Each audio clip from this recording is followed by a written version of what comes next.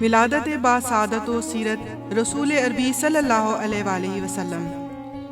ایک عشق مصطفیٰ ہے اگر ہو سکے نصیب، ورنہ دھرا ہی کیا ہے جہان خراب میں۔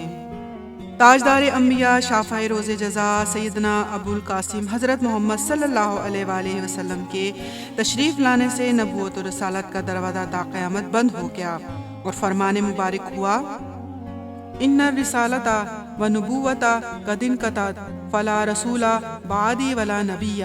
بے شک رسالت و نبوت ختم ہو چکی ہے، بس میرے بعد نہ کوئی رسول ہے اور نہ ہی کوئی نبی ہے۔ تاجدار کائنات صلی اللہ علیہ وآلہ وسلم کی آمد 12 ربیع الاول بوقت سحر بروز سوموار کو اس شان سے ہوئی کہ سیدہ فاطمہ بنت عبداللہ رضی اللہ تعالیٰ عنہا فرماتی ہیں کہ حضور نبی کریم صلی اللہ علیہ وآلہ وسلم کی ولادت باسعادت کے وقت میں نے گھر کو دیکھا کہ وہ نور سے بھر گیا، اور میں نے ستاروں کو دیکھا کہ وہ جھکے ہوئے ہیں، اور مجھے یوں لگا کہ وہ مجھ پر گر پڑیں گے۔ سیدنا رسول اللہ صلی اللہ علیہ وآلہ وسلم کی جلوہ گری سے محض سیدہ آمنہ رضی اللہ تعالیٰ عنہا کا آنگن ہی نہیں جگمگایا، بلکہ پوری کائنات بقائے نور بن گئی۔ ولادت باسعادت سے نہ صرف عزیز و قربا میں خوشی کی لہر دوڑ گئی، بلکہ ہر درد مند کو اس کی درد کی دوا مل گئی۔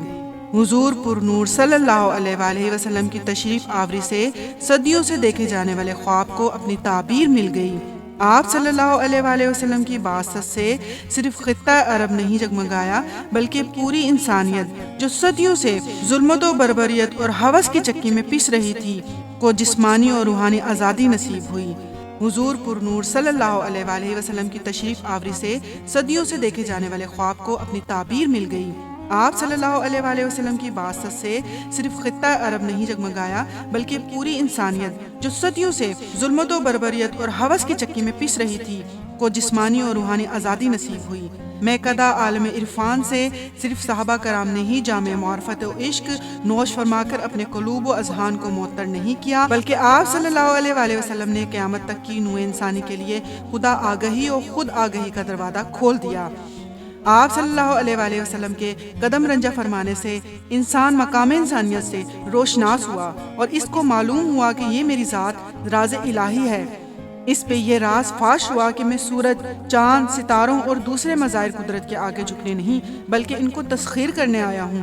یہ آپ صلی اللہ علیہ وآلہ وسلم کی نگاہ مبارکہ فیض ہی تھا جس نے غلام و آقا کو ایک صف میں کھڑا کر دیا، اور عرب و عجم کی بنا پر تفریق کو ختم فرما کر تقوی کو معیار فضیلت قرار دیا۔ یہی وجہ ہے کہ سیدنا فاروق اعظم رضی اللہ تعالیٰ عنہ حضرت بلال رضی اللہ تعالیٰ عنہ کو سیدنا بلال یعنی ہمارے سردار کہہ کر مخاطب فرماتے۔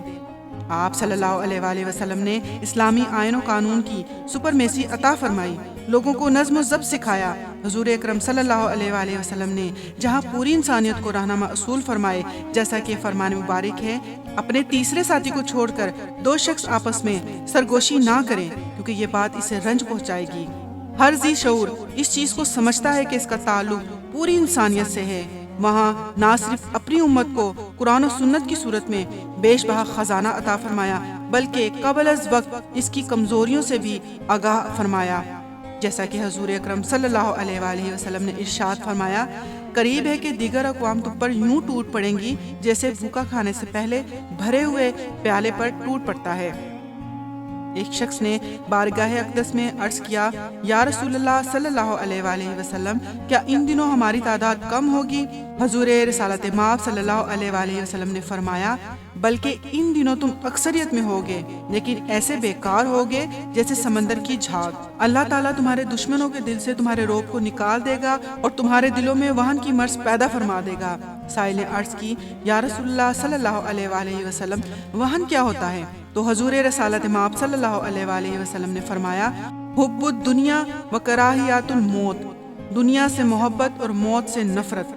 دراصل وہن کی مرض تب لگتی ہے جب سیرت مصطفیٰ صلی اللہ علیہ وآلہ وسلم قلب و نظر کا مرکز و محور نہ ہو، اور دل عشق مصطفیٰ صلی اللہ علیہ وآلہ وسلم کے نور و ایمان سے خالی ہو جائے۔ آج امت مسلمہ کی موجودہ صورتحال اس حدیث مبارکہ کی عکاس نظر آتی ہے۔ اس لیے اس وقت ضرورت اس امر کی ہے کہ اسوہ رسول صلی اللہ علیہ وآلہ وسلم مکمل طور پر اپنایا جائے، نہ کہ جزوی طور پر محض لباس اور وضع قطع کا بدلنا مطلوب نہیں، بلکہ ہمیں چاہیے کہ ہم جہاں اپنے پیارے آقا سرور کائنات صلی اللہ علیہ وآلہ وسلم کے ظاہری سنتوں کو اپنا اوڑھنا بچھونا بنائیں، وہاں سیدی رسول صلی اللہ علیہ وآلہ وسلم کے باطنی اعمال صالحہ، توکل، استغنا، اللہ عز و جل سے قلبی لو اور قلبی ذکر، عزم و استقلال وغیرہ کو بھی اپنائیں، کیونکہ یہ باطنی اعمال حضور نبی کریم صلی اللہ علیہ وآلہ وسلم کی وہ سنتیں ہیں جو ایک لمحے کے لیے بھی آپ سے جدا نہیں ہوئیں، اس لیے ان کو سنن دائمیہ کے نام سے بھی موسوم کیا جاتا ہے۔